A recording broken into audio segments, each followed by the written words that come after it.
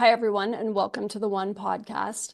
I'm thrilled about our guest today because there are so many interesting elements of her education and how she has fused all of these together in her offerings to her clients. I would like to officially introduce you to Dr. Izzy.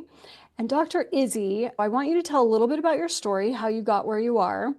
But one of the things that I really loved is that you are both a visionary naturopathic doctor and a feminine leadership mentor, and that your work bridges the rigor of science with the intelligence of spirit. And Mhm. that stuck out to me so much about this is what people dream of. Anyone who has a spiritual element that recognizes spirituality, that feels their soul, that knows there's something bigger, we're always hoping to find that mixture of what does science say and I'm spiritual. How do I combine those two in the elements where I feel I need healing or I feel I need growth? So I loved that. And I know I'm just jumping right in, but talk to me and tell us a little bit about your background and then how you came to this place where you knew how to fuse those together. Okay. Hi, everybody. I love this question, Letha. And I'm excited to be able to answer this question because this is really like the core of who I am in an essence. So I started off with naturopathic medical school. I come from a background of medicine. My mom has been in medicine pretty much my entire upbringing. And so learning about biology and the body just became second nature to me. And so when I graduated from undergrad, I was like, okay, what am I going to do with my life? And I thought I was going to go down the conventional route, but there was something that was missing when I was studying for my MCATs. And I was just like, I don't want to be just another number. This process is so ridiculous and rigorous that it doesn't define who I am as a healer, as a spiritual being, and how I want to show up in the world and serve on a larger scale. And so I had a little bit of a detour where I went into the DATs and studying for, I was like pre-dental for a little bit because there was a wave of those that don't go into medical, maybe will go into dental. And thank God, literally thank God that there was an interjection before I was getting accepted into different dental schools. I found naturopathic medicine. Okay. And naturopathic medicine, I ended up putting all of my eggs in one basket. I went to Arizona. I went for an interview. I got accepted. And then I moved to Arizona. It wasn't even on my map at that time, but I found myself there. I found my spirit. I had no idea I was a desert girl. There's a lot of stories here as far as what came into my path spiritually, but that's where I really woke up and learned how to manifest and how to be in real flow. And Mm. so doing that in Arizona for me was just like my medicine. And I always used to watch like shows like Charmed and Bewitched and I Dream of Jeannie. And I used to be like, oh, I just want to be that. I want to be able to point my finger and bing, things happen. And so Yeah. in reality, we have a little Yes. bit of a delayed reaction, but at Mhm. the end of the day, we're the creators of our lives, right? And our Yes. canvases our lives, and we get to be the artists of our lives. And so I really just stepped into that. And for the longest time, I thought I had to pick between medicine and being an artist Hmm. or a creator or creative. Yeah. And I think there's something there about like human psychology always wanting you to pick one thing based off of like our upbringing Yeah. or the doc and being indoctrinated and just all the things. And then you wake up and you're like, wait, but I'm multi-hyphenate and I'm multi-faceted and multi-passionate, and that's okay. Yes. There's many aspects of my being. And so naturopathic medicine is one of those aspects of my being, like the healer, the medicine woman, but then also combining it with art and spirituality. And so I think science technically is behind spirit. Oh, yes. And so we're using science. It's good to use science, obviously, Yeah. especially when it comes to medicine. We want to make sure that we're doing our due diligence and being safe Oh, and doing studies and all the things. But things have become so detached and so skewed from the original intention of what science really is that now it's biased, it's bought, And there's so much there that we can go down that rabbit hole, but I think it's really important to bring spirit back into the equation. And so this past year, I was, okay, how can I bring God more into medicine? How can I bridge the gap between spirituality? And I'm not saying religion, I mean true spirituality and healing and medicine, because there's books out there, the placebo, we know, right? That we are the medicine. And so Yeah. it's really important to bridge all of these things so that we have true health and true well-being on all levels, mind, body, spirit, soul, the whole thing. The whole package. And I was laughing earlier because I currently live in Arizona and I was just in Oh. Southern California and this morning. I can't wait to be back near the ocean. Arizona is so not my place. And then Arizona's when you found yourself. I just was laughing because maybe I need to hear this right now so I appreciate where I am more.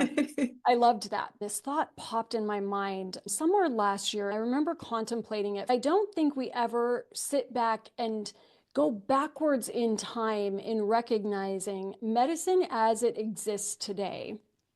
Every therapy, every treatment, every prescription, every type of medicine that we experience literally was a thought in someone's mind first.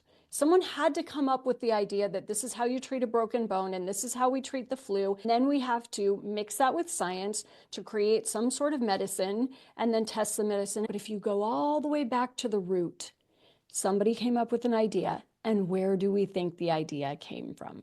So the whole foundation of any medical treatment and medicine as it exists today came from some sort of source in someone's mind. And then that expanded with every doctor and every treatment that ever existed and all the medications. So if we completely remove the spiritual element, which a lot of people have done, and we only think of medicine as, well, this is what the doctor tells me to do. Well, some doctor way, way back when came up with that idea, and it obviously came through source. And then it was mixed with how do we take the data and create the science. I love that you are making sure those two blend because they were meant to. And if we're really listening to that as we're seeking any treatment, we're going to trust. It's not that one has to rule out the other. Sometimes we hear you don't need to go to doctors, get that type of treatment. And yet, I think there can be the beautiful combination. If you're trusting your intuition and you're in tune with whatever your connection is, God, source, spirit, you know it. I call it intuition, but there is something. And you will know, you'll be led to the right physician, naturopathic doctor, treatment center, or your own natural way of healing, and to the right person who will teach you how to do that. I love what you're saying. How did this become your passion? And then how did you start bringing this to the world? How did it become my passion? I feel like it's so innate within me. It's just, it's so deep and so innate that I can't think about where from this particular lifetime it came from, if Ooh. that makes sense. Mm. You've just known it. It is like your soul's calling. And you do radiate it. That's interesting because the minute I read your bio and saw you, I was like, what? Well, first of all, I was like, she's too pretty to be a doctor. But you have a wisdom about you mixed with a natural type of radiating desire to heal. I don't know. There's a really beautiful energy about you. So Thank I you. also read that you are recognized globally as a wellness and beauty expert, which I thought was interesting. Tell me about how those are combining. So before we bought our farmhouse in Portugal, me and Mhm. my husband lived in London for 3 years. And when I was there, I worked with a PR agency and I got approached and they asked me whether or not I can help them review some products and talk about like healthy things when it comes to beauty and get featured in different like articles and magazines. And so I was their go-to person for functional naturopathic perspective so that they can weigh in on whatever they're interested in or whatever they needed as far Oh, as like healthy ingredients or how to stay healthy during certain times or what does alcohol really do to the skin or certain things like that. I worked Mm-hmm. with a silica brand that was introducing silica in skincare products. And so that's where the beauty aspect came about. But Mm-hmm. on a deeper level, it's interesting because for me as an artist, when I identify as an artist, Mm-hmm. there's something about creating beauty in the world and having that resonance. And so I really feel like everything that we do can be can have an essence of beauty, like the highest degree of something that we can produce and put out into this world and increase that radiance and that frequency so that we're creating beautiful things. I think there's something really artistic about that and also very deeply healing. Oh, I agree. And we all are. I think when we look at artists, we make assumptions about needing it to be perfect or a piece that has been curated over time and practiced, or a beautiful work of art that is one and only that exists and is out in galleries. I was trying to think of the word. Or you think of a musician who's worked on this beautiful composition for a long time. But I think being with the theme of the one, you are the only one that has the creations that are coming through you. So even if you actually create something very simplistic, it's yours and yours alone. And so I always like to think some of the greatest artists out there weren't appreciated until, weren't recognized Right. until after they passed. And so even the smallest things that are coming through your soul right now for the listeners or the viewers, those little things that are the desires on your heart could be in your body of work as an artist. They need to come alive. Even if you're just keeping a journal with a little bit of poetry, doing drawings and you put them in a book, let them flow through you, bring your art to the world. And you're a very multifaceted artist. I love that. I was going through this just highlighting so many different things that I would love for you to talk about. One thing that I definitely want you to dive into is your body of work, the complete recalibration method. Talk about this because I feel like it brings all the elements of who you are into serving women. How did you come up with that? And tell us a little bit about it. So, Complete Recalibration is a 60-day foundation program where every week builds upon the next week and the next week. And I do private coaching and mentoring, as well as a really deep detoxification. Over the last 15 years in private practice at my Mhm. clinic, Indigo Integrative Health Clinic in Washington, D.C., we've had thousands of patients come through. And so oftentimes what I've noticed is that one of the biggest obstacles to cure is the mind. And Mm, so we forget that like our relationship to ourselves, the communication that we have with ourselves is just as equally as important in our healing and wholesome and manifestation and well-being process as is what we're doing to our bodies. And sometimes we're the biggest obstacle to cure based off of that dialogue that we have with ourselves. What does it really mean to befriend yourself? What does it really mean to truly understand that thoughts become things and words cast spells? If you truly believed that, how seriously would you take every word that comes out of your mouth when you're painting that canvas? And so that was something really important to take a look at. And I always would say to my patients, listen, if we're only focusing on the body, then we're only ever going to be one third whole because that's just one third of the equation. And so when we're looking at the mind and then we're looking at the spirit, living an aligned life, living a purpose driven life, that's just as equally as important as well. Imagine you're doing all the things for your body, but you wake up in the morning and you're just looking at yourself and you're like, oh, who is this person? I look horrible. Da, da, da, da.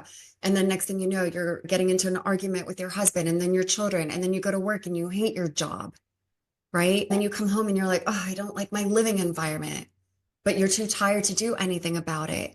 And then there goes the cycle of life. So you're stuck in this circle of this self-fulfilling prophecy. And so how do we get out of that?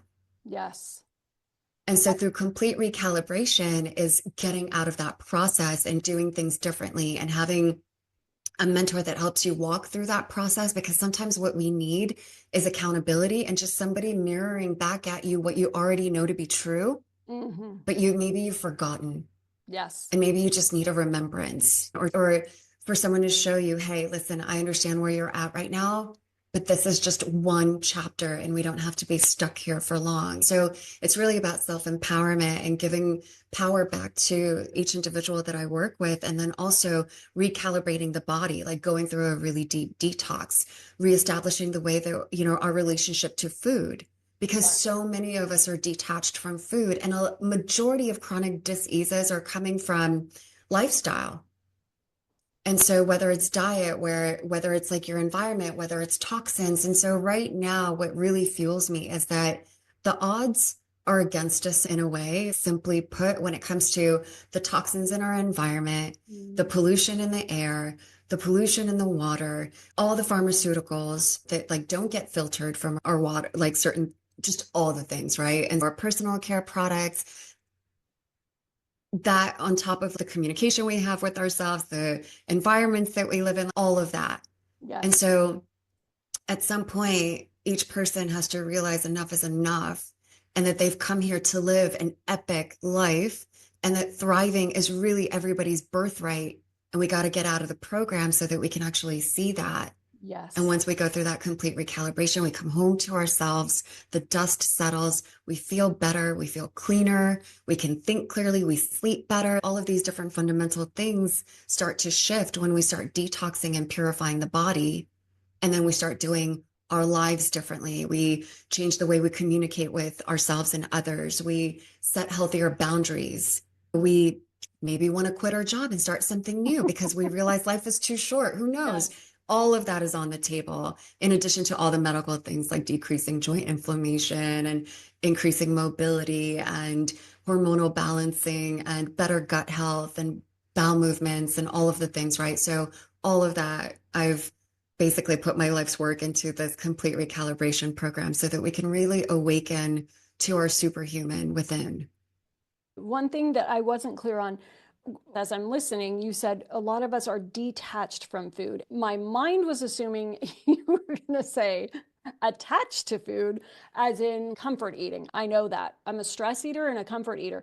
What do you mean by detached from food? Detached from Where healthy it comes food? from, Okay, got it. detached from how food actually grows on earth, and then Yeah. our relationship with food, and then seasonal eating, Yes. and what really makes wholesome nutrition. Yes. And so, Nourishing the body. nourishment, Right. real nourishment, Yes. nutrient dense food that nourishes you on a cellular level so that I don't count calories. Yeah. I read food ingredients. If you're just getting started out really paying attention to food, one of my favorite things to do when I'm grocery shopping was as I was walking through the store, I would actually think to myself, oh, I wonder what would be helpful for my kidneys.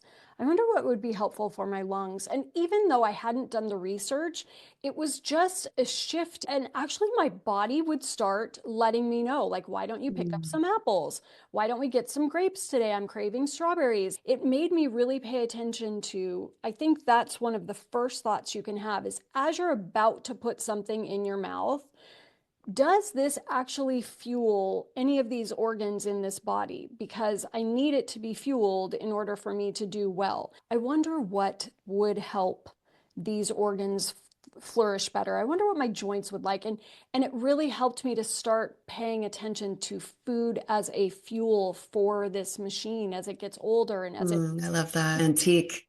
and I really want the listeners or the viewers to really hear the sentence you said about one of the biggest obstacles to cure is our mind. Where did it start? Right here, and how can I start controlling it right there? I love that. I just wanted to make sure I emphasize that statement. I was reading through, and your body of work also is a sacred remembrance of wholeness, sovereignty, and joy. Like that's what we're Mm, looking for. That's what hmm we desire. But it's not like people put that word on it. I liked that it's the wholeness, the sovereignty, and the joy. So for people that are listening that or can resonate as they're driving and listening, oh, I'm so sick of my job. And I just don't feel as healthy as I should. And oh, I'm just not satisfied. Obviously, you've put together this entire program. What's something that someone could do today to start this process to really paying attention to Okay, what do I do today to get myself on that path? Yeah, I Mhm. get that. I love this question. And the first thing that comes to mind is shift your focus. I love that. Shift your focus. This is a mental game that we're in right now, right? There's a lot of fear mongering out there already. There's so many things that are just begging for your attention. And so the one thing that we have the most control over, regardless of what's happening outside of us, is the ability to shift our focus and to shift our perception. Yes. So anytime like you're focusing on the negative stuff, I'm not saying completely flip and just pretend it doesn't exist. It's not what we're doing. We're not pretending things don't exist. We're honoring that they exist. We're looking at them, but we're going to focus on something else. Instead of focusing on what you're unhappy about, focus on what you're happy about. Yes. Yes. Instead of focusing on what's diseased, focus on what's healthy. Ooh. Instead of focusing on what's wrong, focus on what's right. And so the more we shift our focus on the things that are better for us and happier for us and actually make us feel good, the more room we get to have for actually feeling better. Yes. Oh, I got so excited. All right. So I know, and I feel you on every word of this. So if you guys know Dr. Joe Dispenza, he talks about this, how you can have 9 things, you can have 10 things that are on your list, and 9 could be going wrong. But if you shift your focus to the one that's going right, it actually creates the space for other things to start going right as well, or to either the density around them relaxes, the intensity of your feelings around them dissipates, or it actually will, if it's a bad relationship, if it's an argument, if it's a frustration, those things, the energy of it will start to dissolve and it won't take so much of your focus and your time. I loved that you just said that with health too. And Well, then, how do you think athletes feel? yeah, so many things. So shifting the focus, sit down and make a list of 5 to 10 things in your life that are preoccupying your mind right now, and then pick something that feels good. Pick it to be your default. Actually, if you could make a list of 10 things that you think are going wrong, I would love for you to take the time to make the list of 10 things that are going right.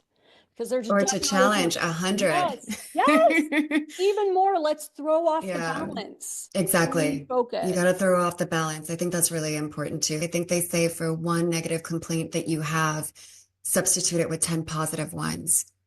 I think that's really, research says. So I think it's an actual thing. I'm also really hardcore about taking radical self-responsibility for my life. Oh, I think that's a really big one when it comes to our health, when it comes to our environment. Like at the end of the day, like you're the common denominator of everything that's happening in your life. And if we can fully own that, then guess what? Who's in charge of making things better? We are.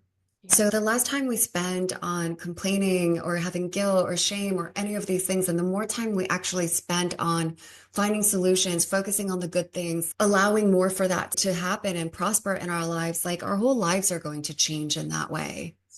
Oh, And I so if you're having a hard time at work, what am I doing to cause this? Where do I fall in with my responsibility? And then how do I make this better for myself? How do I make it more pleasurable? How do I make it more enjoyable? And it's the same thing with the body. Like when we're going through a healing crisis or we're healing our bodies, everyone has the choice of thinking, oh, my body, it's such a chore, it's a full-time job, whatever, right?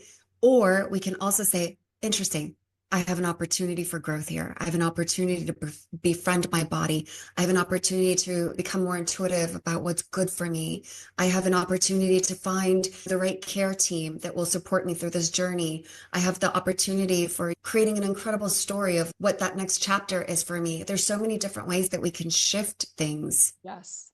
And so this is where the empowerment piece is so important because self-empowerment is our personal self-responsibility. Yes. It's a choice. In order to be self-empowered, you have to take radical responsibility. You can say, I can choose how I respond to this, and I can choose Exactly. how long I dwell on it, Exactly. choose a different way of responding instead of reacting. And as you were also talking, I was thinking the relationship with your body. I sometimes like to think, what if you think of your body like a little child? If a little child's knee was hurting, you would be compassionate. If a little Hmm. child was frustrated, if your body is putting on a lot of excessive weight, that is a reflection of something that's going on. Why? Let's be a little more inquisitive with our bodies. Let's be a little more inquisitive with the things that frustrate us. Be a little more inquisitive with why I'm getting annoyed with my job or why I feel dissatisfaction. The more inquisitive you are about the surrounding circumstances and the emotions we feel, the more we actually can connect to what you teach, that this is all embodied together, that there's Hmm. something going on spiritually mixing with your environment, and it's trying to come up with a solution. Because don't you agree that your body is always seeking wholeness? Your body is, your mind is, your soul. It's always seeking that. So isn't life just giving us the red flags when we're not there? So Hmm. I feel like dissatisfaction is the more of a, hey, pay attention. We're a little off Exactly. the wholeness path. Yeah. Mhm. Yeah. And I love that you said, stay curious. Stay curious. Always be in this childlike wonder and curiosity. And it's the same thing with what happens in our bodies. And I agree with you. Life is in session. We're going to get schooled. There is no perfection here, right? Striving for perfection is just automatic failure in my book because it's never going to be perfect. We're always going to get schooled and dished certain things and tested, and that's just what it is. Yes. But can we find our peace within that? Can we come back to self-care within that? Can we always remember what our values are? Can we have rituals and sacred rituals and practices in place that we can fall back to when things get out of hand or they feel out of hand or we're being really tried and tested? And so I think this is just all about self-mastery at the end of the day and really understanding that, okay, this works for me. So these are the tools I come back to when I'm feeling really overwhelmed, that I understand I'm running a marathon and it's not going to last forever. This is just a section of a chapter or a chapter. But at the end of the day, like, you have tools in order for you to come back to self-healing. Yes. Ooh, I loved that. Life is in session and you're going to get schooled.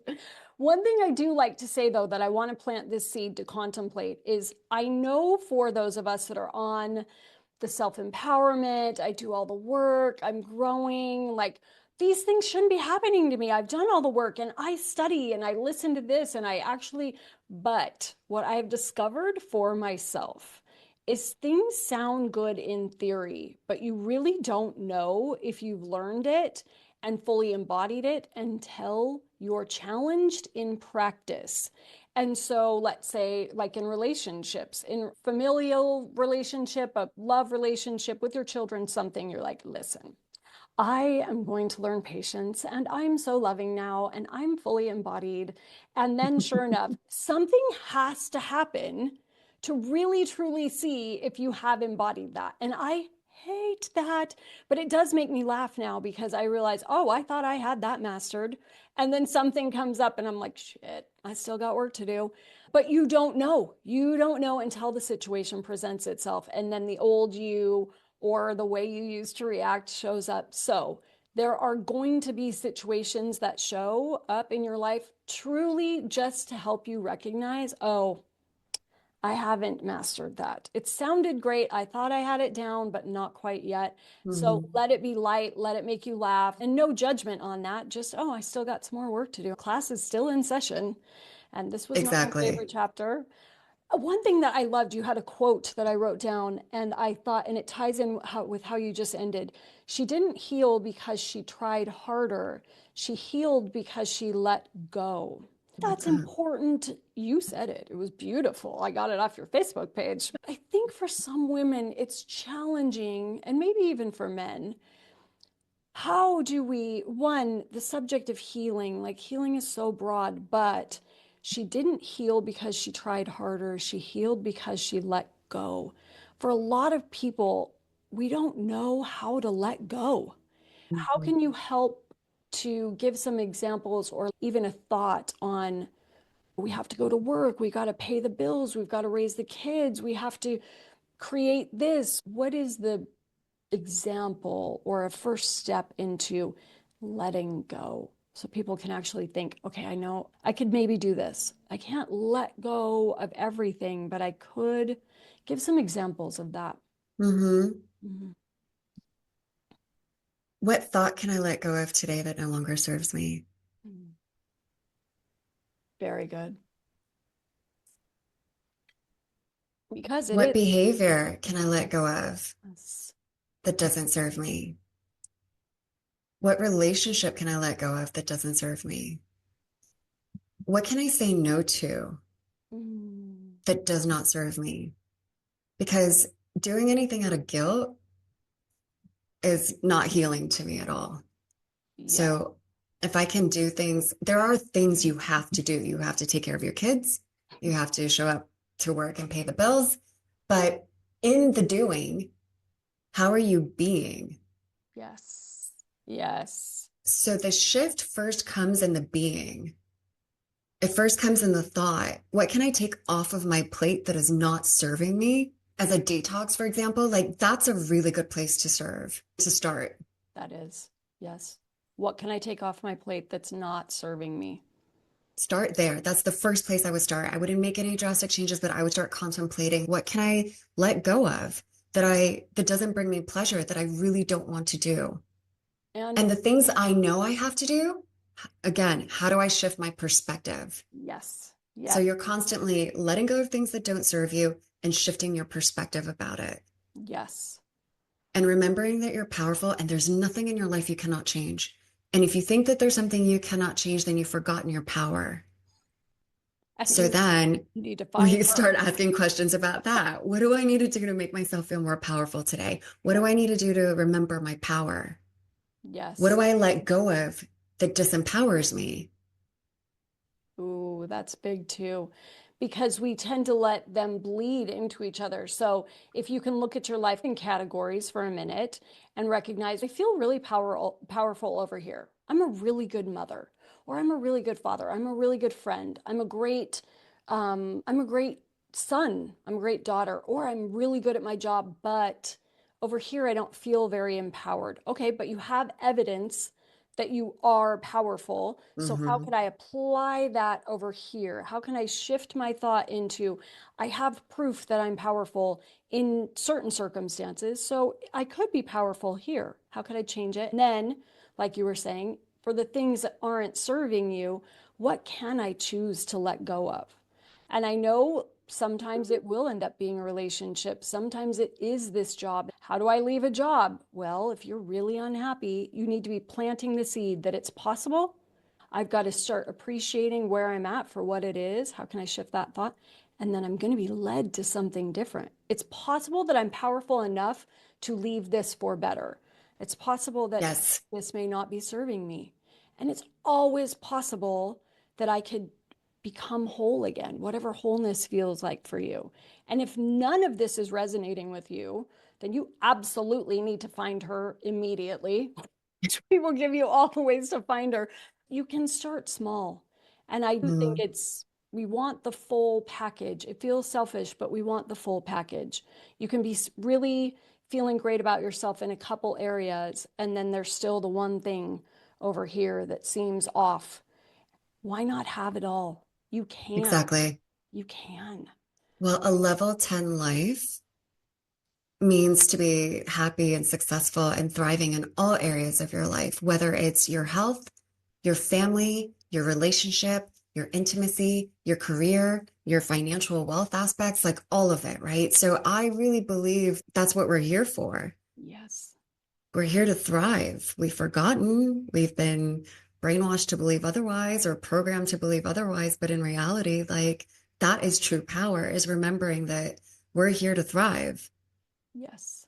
And you don't have to change things overnight. Like you don't need to do anything crazy or drastic. That's not what this conversation is about. But when you're getting curious about it and you're asking questions and you're thinking about what would the perfect job look like for me? What would the perfect bill of health look like for me? Not perfect, like striving for perfection, perfect. Perfect as in the highest version of you, perfect. Yes. When you're starting to be curious about asking these questions, then now all of a sudden things start to open up. Mm-hmm. And when things start to open up, remember where attention goes, energy flows.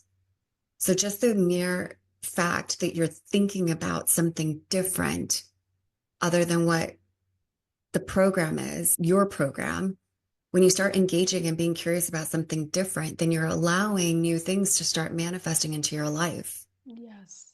And so just remember, you're not alone here. You don't have to do all the work on your own.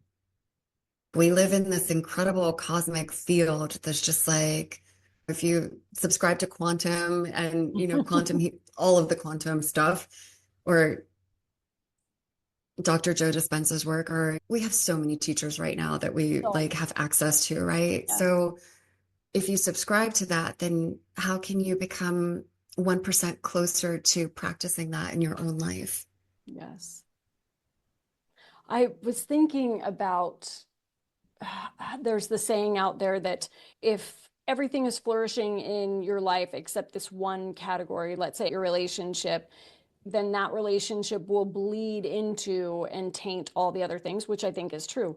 But for the first time, it really occurred to me, why aren't we flipping that?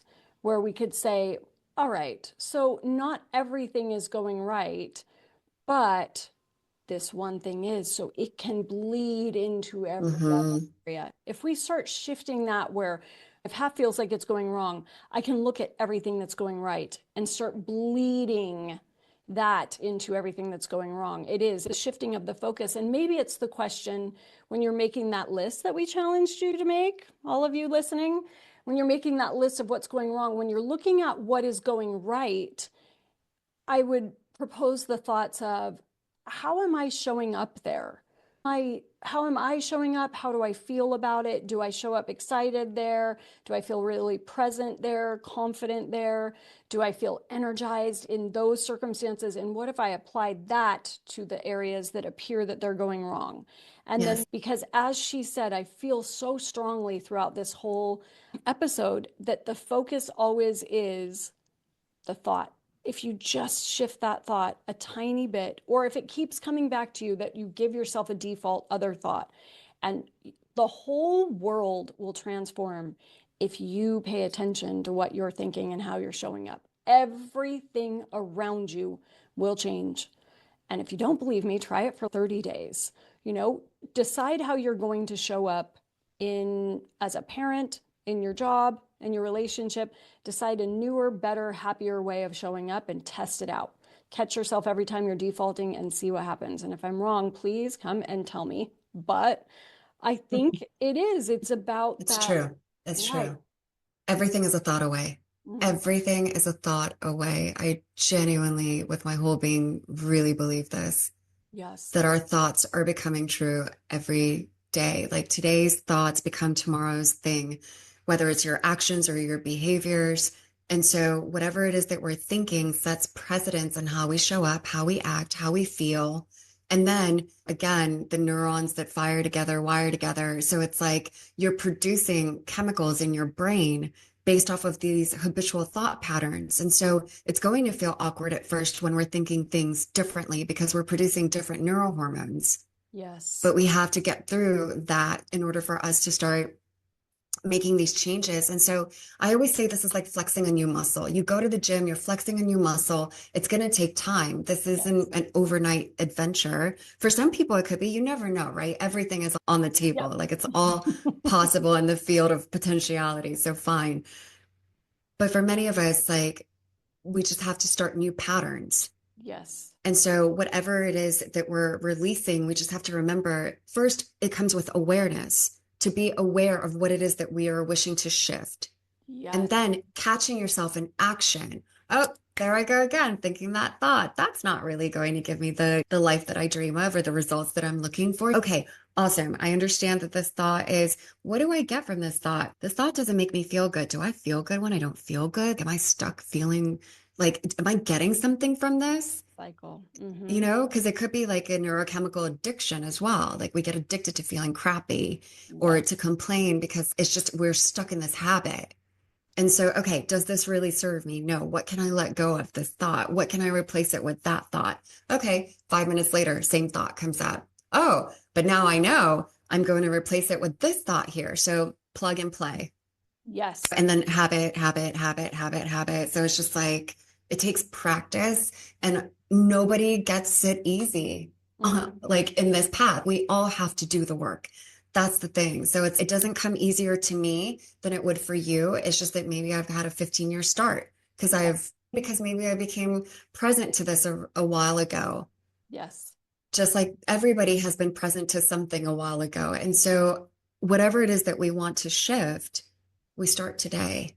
And Mhm. so I always say, pay now or pay later, but sooner or later you have to pay. And for me, knowing that I'm going to pay now because I don't want to waste my time and I want to live my best life ever. And so the quicker I can start shifting things, the better. Absolutely. So what is it that I need to do to start shifting things? I'm sure as you're listening, as you're watching, there are thoughts popping up in your head already. Oh, okay, this is a belief that's not serving me. I'm so used to saying that, behaving this way. And I remember Dr. Joe, but he's not the only one. He was just my first exposure to really, truly understanding that your negative thoughts, as well as your positive thoughts, when you think them, chemicals are released in your brain that are released in your body. And that truly has a result. If it's good chemicals, great. If it's bad chemicals, not good. And they go on and on and on and on. And until you're aware of that, your body is a reflection of everything that you're seeing and thinking and saying about it and feeling about it. So if your body is not where you want it to be, back to the radical responsibility. This is my doing because I'm the one who walked it to the fridge and I'm the one who doesn't take it for a walk outside and I'm the one who says the mean things about it and I'm the one who thinks negative thoughts all day long, creating chemicals that are actually slowing down my organs and clogging up my system and making it so I don't digest well and I don't sleep well. We have to really get the connection and go into the depths of I am responsible for everything that's going on with this. And if that's true, then I'm also responsible for everything outside me. But it sounds so hard and it sounds so big when you open up to that accountability. However, it can be fun. And that's what I've Mhm. learned. I tend to make life so serious and deep. And so I try and think, okay, can I make it fun? Can I try something on? I work these conferences and I'm very serious and they're very long days. And every once in a while, I'll show up in my normal, happy, sassy self. And everyone's like, who are you? And I'm, oh yeah, I felt great today. What if I tried that out? What if you just try showing up as a different person? What if you just try letting go of that one thought? And I love what you were saying. Being aware of the thought is finding the replacement, like you were pointing out. Mhm. You can't just Mhm. find the negative thought and then try not to think it because your brain is used to that pattern. Pop something new in there. The goal is not to make this thought go away forever and Yeah. eradicate it. That's in my belief. I don't think that's ever going to happen. I think there will be different variations of the thought. I think there will be different flavors, right? Yeah. But the point is, how quickly do we just let that go and be, oh, funny, okay, next thought, but this is my truth now. And Mm-hmm. then that thought will lessen and lessen. And Yeah. maybe it'll be once in a blue moon, or maybe there'll be like another trigger somewhere out there, a nuance of it. But Mm-hmm. it doesn't matter, right? Because what matters is that you're radically self-responsible and you can shift your thoughts and respond differently. Yes.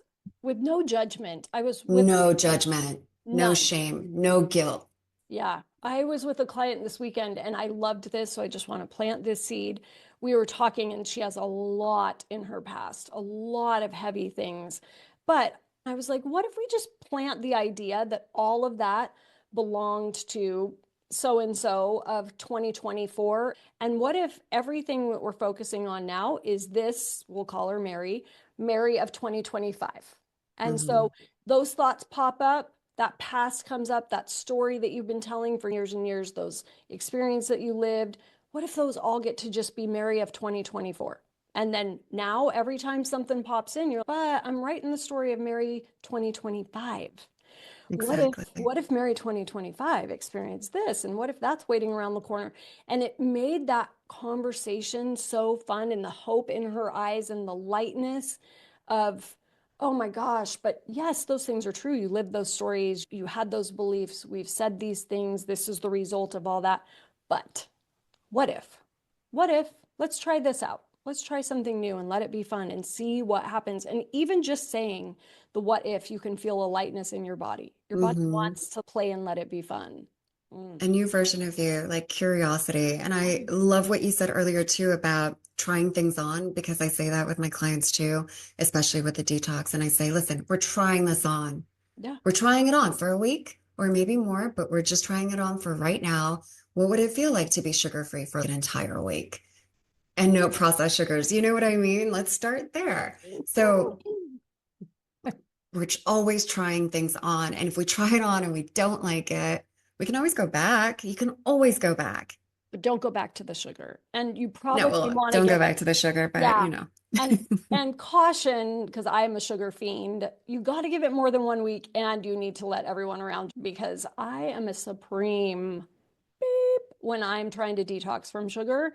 And so Okay. just warn the people around you. I'm getting myself off sugar. I may not be friendly for a little week, but once you get through that, oh my gosh. But anyway, yeah, try things on, let it be fun.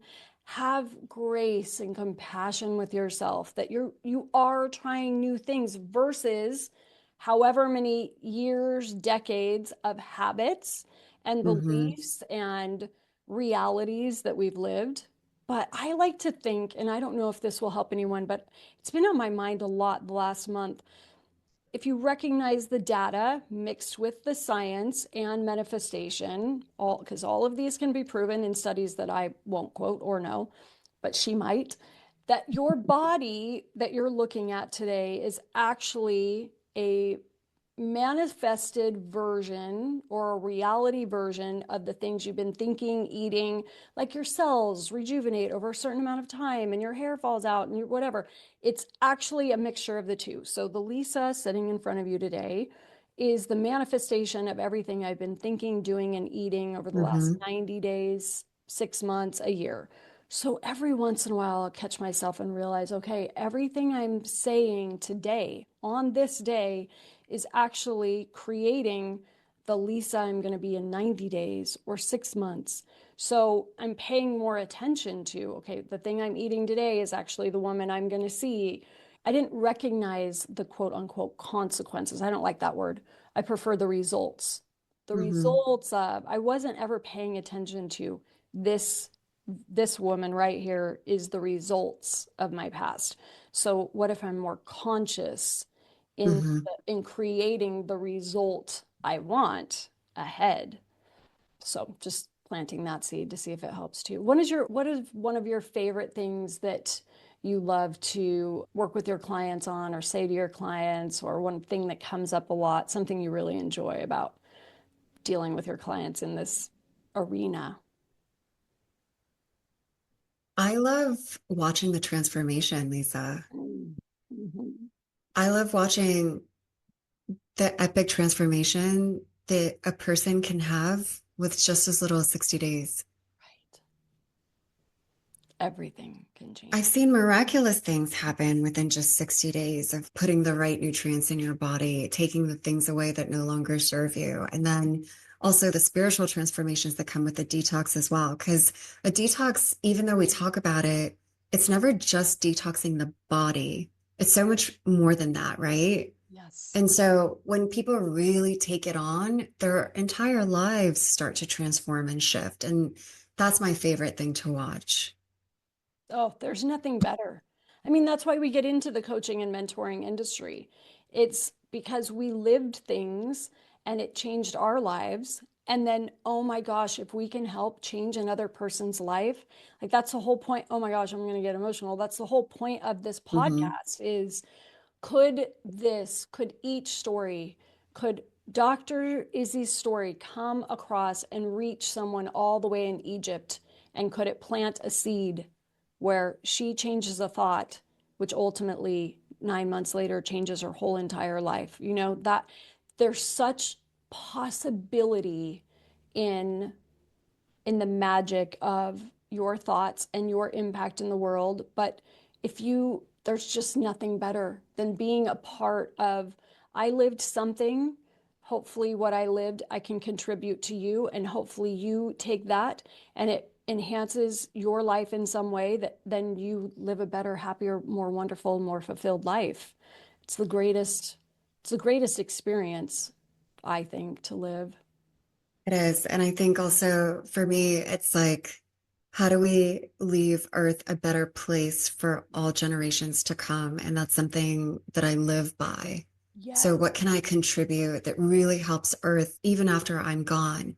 And so, each and every one of us in our own true power, we're a ripple effect Mhm. of every conversation, every person we touch, everything, right? Like how deep we can go within ourselves, how connected we are to source spirit, ourselves, our intuition, our souls, living our purpose, being the healthiest versions of ourselves. Like we become role models for the future generation, like for our children, our partners. I mean, the culture that we create within our own work and our careers, and especially for those of us that are entrepreneurs. So there's such a huge ripple effect of you being the one, and what you do matters. Everything that you do matters. And also how we take care of ourselves individually when we have that radical self responsibility for being the truest, healthiest versions of ourselves. On top of that, it's you're setting yourself, you're not only are you setting yourself up for powerful aging, and a quality of life, because who cares about the numbers of how long you live if you're feeling horrible and Right. you can't move, right? So quality of life. And then you're setting your family up too, like your children, you're giving them life back and years back as well. Because if Yes. we don't take that radical self-responsibility to care for our own bodies, guess who it falls on? Right. The people that we love. And so results instead of consequences, like our actions have results. Yes. And what we do today matters for the rest of our entire ecosystems. And Yes. so I think there's a radical self responsibility as well for us to take care of ourselves, for our families, and for community at large, for Yes. Earth. I agree. I agree. It's sad to me in a way that there's not more emphasis on there everywhere. We're just taught, get your education, get a job, buy a house, get married, raise kids, sustain yourself. And then it feels so selfish to have a desire growing that it's possible to live this very full, magical, wonderful life. And to actually have to retrain your brain that no, this is what we all are supposed to be doing. We're supposed to live a wonderful, happy, joyful life that's very fulfilling to us in whatever way that matters. And obviously, if we're chosen to have children, to sustain and raise these beautiful humans in a wonderful experience. And we talk about the ripple effect on so many of these, and I love it because people are always watching, whether it's just your children watching the way you talk and the things that you do and the way you feel about yourself, whether it's in your workplace, people are watching your performance, they watch your attitude, how you deal with clients, how you carry yourself, your confidence, or whether it is in your creations in the world. They are watching and they are listening, and we can choose how we represent ourselves and we can choose the impact that we're making. Although I believe we'll never know. We will never understand the ripple effect. But if we're conscious of trying to make a positive impact in the ways that we're passionate about, like I loved how yours said that you and your husband live in Portugal with the fur babies on a farm. You're pioneering a healing home, and your home is a living sanctuary designed to recalibrate the nervous system and awaken presence. That is the first time I've ever heard anyone so consciously speak of their home. What if you thought about that, people? What if you actually thought, this is where I spend 90% of my time? I am pioneering a healing home. My home is a living sanctuary. What does that mean to you, the I listener? love that. What does Well, that for the mean? listener, Yeah. definitely. Yeah, for the listener, for the viewer, how could I make my home more healing, more of a sanctuary? Mm. I love that you pulled that out because just to take that a layer deeper, we built our house out of sustainable material. which is hemp. We built our house basically off of hemp, out of hemp instead of concrete. Mm. And so, in our own way, we're revolutionizing the way that we're doing construction. Yes. And so, it's a process, but it's hemp, lime, marble dust mixture. And we know that like concrete and the way that we're building homes right now are very susceptible to mold. Hmm. And so, one of the main things that I'm really a huge advocate about is building healing homes that don't result in mold because we know there's so many chronic diseases That really, where one of the underlying causes is mold. And there's a few, but this is one of the main overlooked ones. And it's becoming more widely spread and talked about. But it's really important that our homes are an extension of our health. And so, can't just stop with the body. We have to also extend it to our homes as well. So there's a different way that we can build homes too mm. that are more sustainable and they become stronger with age. And there's a lot that goes into building with hemp. The innovations, like we were talking about earlier, it starts with an idea in someone's mind and then a determination to create, and then it sets an example for other people. And there's this beautiful ripple effect. If you can't go redesign, change your home, you can still change the energy of your home. In my life, Yes. there's nothing that fills me with happiness more than turning on really good music, opening up every door and window right when I wake up in the morning. I love the fresh air. And when I need a good mood, turn on some music, bring in some flowers, get some plants, make your home something that you could put in the very good category that you enjoy, that brings fulfillment into your life, especially because we have to go to work. Let this be your place of peace. Let Yes. everything. Oh, I just love this conversation. This is so good. I was wondering if there was We anything. definitely have a plant addiction. Yeah, I know. Me and my husband definitely have a plant addiction. One of the Nothing things wrong that with we that. always do is go to garden stores and just buy plants. And so I you love can it. never have enough plants. No, there's so, I mean, we could go on and on and on. All right. Oh, okay. Before we wrap up, which I have loved this conversation, tell everyone where they can find you. How can they connect with you? Sure. So on Instagram, you can find me Izzy Indigo, Izzy Indigo, like the color indigo. Mhm. And then on my website, my personal website is Isabel Sharkar. It's Isabel Sharkar, SHARKAR.com. And then if you were looking for more of the medical things and whether you're in DC or Washington, DC, Virginia, Maryland, or in America, then you can check out our clinic. Indigo Health Clinic, which is www.indigohealthclinic.com. Love it. And I'll make sure we have all the links and anything that we need so you can find her when this is released.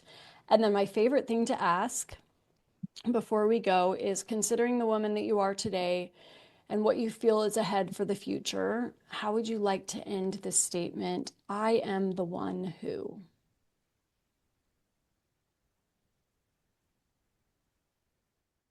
I am the one who revolutionizes how we heal ourselves, how we heal our bodies, how we show up for ourselves and others. Yeah. And I love that your approach is so comprehensive. It's bigger than the normal vision because you incorporate the mind, the body, the soul, and then you also are incorporating the immediate environment and the long lasting earth impact.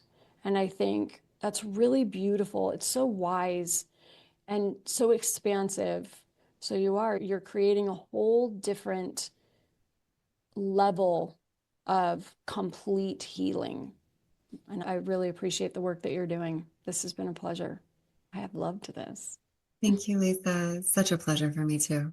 Thank you so much, everyone. We will see you again soon on the One Podcast.